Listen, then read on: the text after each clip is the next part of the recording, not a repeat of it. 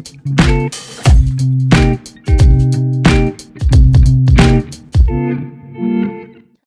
kawan pajak, jumpa lagi di podcast Boy Talk about everything uni. Bersama saya Reza dan teman saya Yulia. Ya, hari ini kita akan bahas sesuatu yang baru mengenai isu-isu perpajakan. Oke, sebelum itu, ruangannya baru nih. Baru nih Kak, dindingnya ada lukisannya juga. Terus di sini cahayanya juga oke. Cahayanya lebih ini ya. Bentuknya ruang sementara ya. Sebelum nanti ada ruang baru di podcast kita. Nah, Oke. oke. Hari kita mau bahas apa ya? Oke, nah hari ini kawan pajak sudah pernah dengar mengenai Cortex belum? Cortex, pernah dengar ya?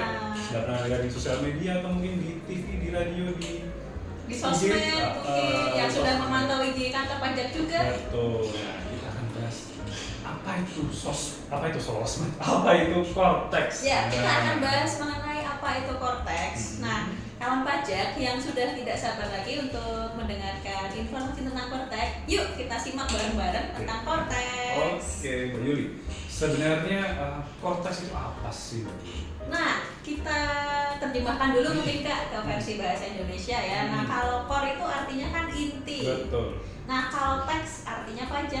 Nah, kalau diartikan itu artinya inti pajak. Nah, lebih lanjut lagi, kata-kata Cortex itu berasal dari kata Cortex Administration System atau kita singkat dengan CITAS. Nah, bahasa Indonesianya adalah Sistem Inti Administrasi Perpajakan. Nah, sistem ini Kak nantinya akan mengintegrasikan seluruh aplikasi yang ada di laman internet dari Direktorat Jenderal Pajak. Apa aja itu Kak? Nah, salah satunya nih yang sudah kawan pajak lumayan sering gunakan tiap tahun, ada DJP online, kemudian ada e-registration, ada e-billing untuk membayar atau membuat kode billing, ada e-faktur, ada Innova, Import, dan masih banyak lainnya. Nah, itu nanti akan digabungkan menjadi satu ke dalam sistem CITAS mereka. Oke. Gitu. Terus kenapa sih Kak sistem administrasi pajak itu perlu diperbarui? Nah, sebenarnya mengingat adanya keterbatasan sendiri Kak di dalam sistem milik DJP saat ini ya. Nah, antara lain misalkan yang pertama, sistem pajak itu belum mencakup seluruh proses bisnis yang ada. Misalkan masih tersendiri nih antara proses pendaftaran sampai dengan nanti pelaporan SPT itu masih terpisah-pisah. Kemudian yang kedua juga karena misalkan ada peningkatan beban akses, pengelolaan data, dan juga DJP mengikuti perkembangan era teknologi saat ini. Oke. Jadi kita ingin terus berkembang seperti itu Pak. Berinovasi ya. Iya, betul. Oh iya Kak, dari beberapa perusahaan itu ada berapa nanti proses bisnis yang berubah nanti? Kalau secara keseluruhan kawan pajak tebak kira-kira ada berapa nih? Mas bisa tebak ada berapa? 10? Enggak dong. 15? 21 Kak. Ada 21 proses bisnis. Nah, namun nanti kiranya yang akan terdampak secara langsung kepada kawan pajak semua itu hanya sekitar 5 proses bisnis saja ya. Ada sekitar 5 proses bisnis saja, meliputi yang pertama itu ada registrasi atau pendaftaran, yang kedua ada pembayaran, yang ketiga ada pelaporan SPT, yang keempat adanya Taxpayer Account Management atau TAM. Ini yang baru Kak. Nah, nanti di Cortex akan ada istilah TAM. Yang kelima adalah perluasan untuk pelayanan perpajakan. Seperti itu. Nah, nanti kelimanya itu akan kita lebur ke dalam sebuah aplikasi bernama Taxpayer Portal atau Portal Wajib Pajak. Oke, kita bahas satu-satu ya. Kalau dari proses bisnis registrasi, itu perubahan dan keunggulannya apa aja nanti? Banyak sekali Kak. Yang pertama adalah yang kita utamakan itu kemudahan untuk registrasi.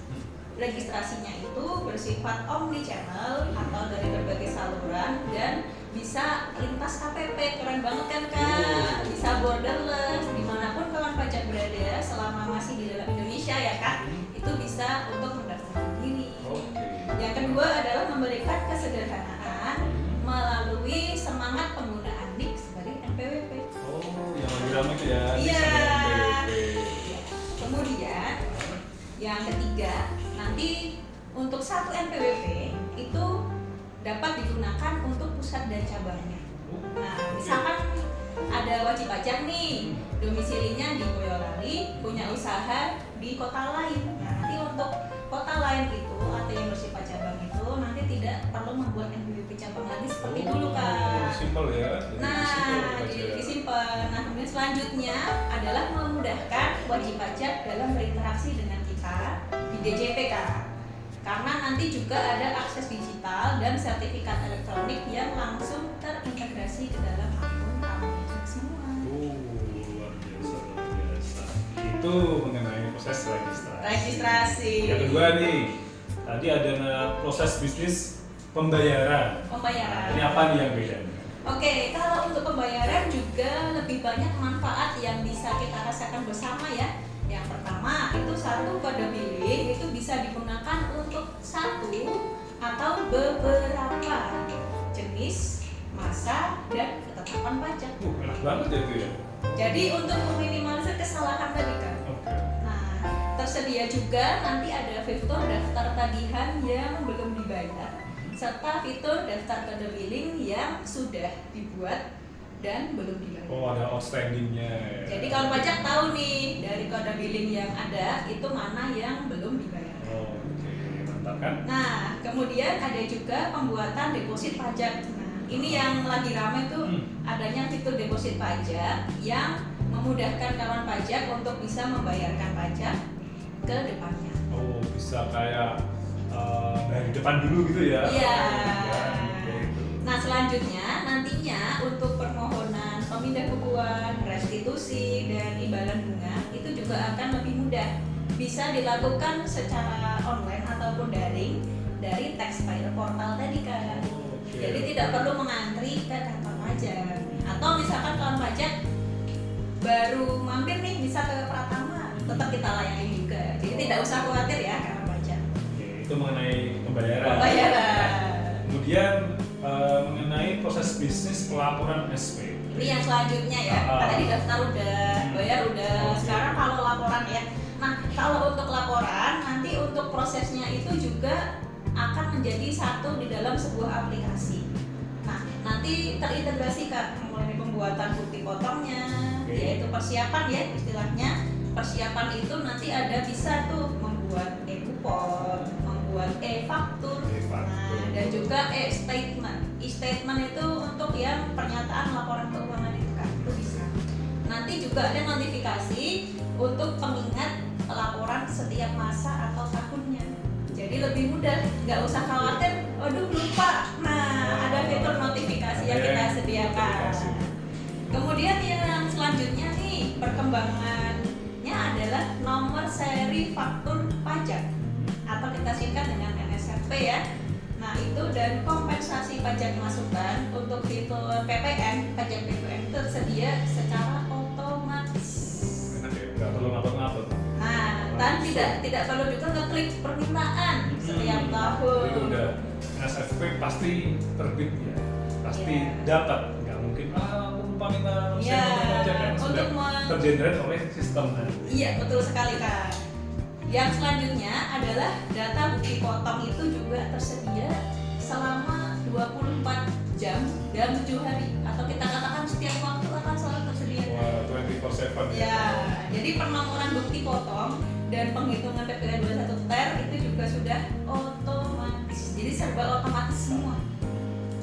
Oke, tadi mengenai pelaporan SPT. Selanjutnya tadi yang kayak buffer tuh ya, TAM. Jadi merek Kak? Jadi merek ya? Mirip sih. Mirip ya, jadi gampang ingetnya. Iya, oh yang buffer. TAM, apa nih? Oke. Bedanya? Oke, nah TAM itu adalah sebuah penyajian data atau informasi Kak untuk wajib pajak semua dalam satu aplikasi. Nah, dan sifatnya real time.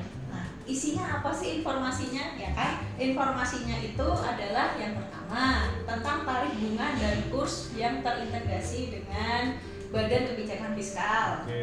Kemudian adanya kurs tengah yang terintegrasi dengan Bank Indonesia, serta adanya penambahan fitur buku besar seperti di akuntansi kan. Ledger ya. Ya. Jadinya nanti ke depannya untuk setiap transaksi itu akan terjurnal secara otomatis saat dokumen sumber itu sudah kawan pajak terbitkan. Jadi wajib pajak bisa tahu ya, aku pengeluaran ini, pemasukan ini gitu ya kan? Iya. Seperti fitur debit, kredit, dan saldo. Kayak wajar akuntansi dulu ya. Itulah kita namakan dengan tambah di taxpayer account management. Oke. Kemudian tadi ada perubahan di proses bisnis layanan perpajakan. Betul Kak. Apa aja sih? Nah, untuk layanannya kita juga sediakan dalam fitur satu pintu, satu aplikasi kan. Nanti kalau ini tinggal milih, oh saya pengen layanan pajak yang ini, seperti ini. Nah, untuk layanannya sendiri itu ada 3. Yang pertama layanan edukasi, yang kedua layanan interaktif, yang ketiga layanan administrasi pajak. Nah, bentuknya nih saya jelaskan dulu ya. Untuk yang edukasi nanti kawan pajak bisa melakukan reservasi kelas pajak. Keren kan? Keren banget. Kemudian minta edukasi ke penyuluh, serta nanti juga ada fitur untuk permintaan materi edukasinya. Lalu yang kedua nih, untuk layanan interaktif itu ada informasi pajak yang terkini, kemudian ada layanan pengaduan, layanan saran, serta ada tambahan layanan apresiasi nih Kak. Jadi untuk petugas pajak, misalkan wajib pajak puas dengan layanan yang diberikan, nanti kawan pajak bisa memberikan apresiasi. Bisa ngasih bintang 5. Nah, kemudian yang selanjutnya adalah adanya layanan administrasi. Meliputi kawan pajak ingin mengajukan permohonan administrasi pajak serta menerima laporan produk dari layanan administrasi. Contohnya misalkan permohonan pembuatan NPPN Kak, norma penghitungan penghasilan neto ya. Nah, itu nanti masuk ke fitur layanan administrasi. Buat dokter-dokter tuh ya? Iya Kak.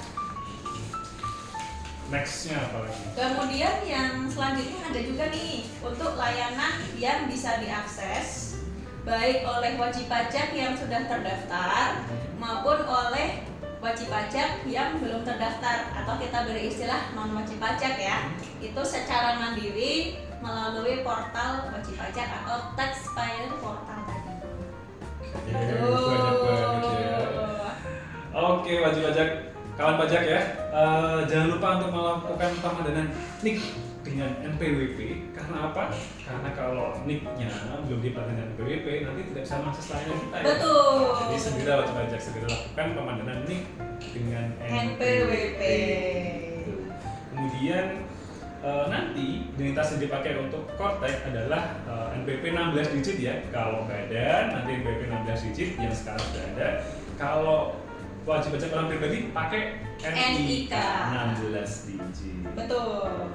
Oke, sebelum kami akhiri podcast kali ini, kami ingin mengingatkan kawan pajak untuk follow akun sosial media kami ya, agar tidak ketinggalan info menarik di Instagramnya @pajakboyolali. Nanti bisa juga menghubungi kami via WhatsApp di 081 126 545 27. Kita ulangi ya, 081 126 545 27.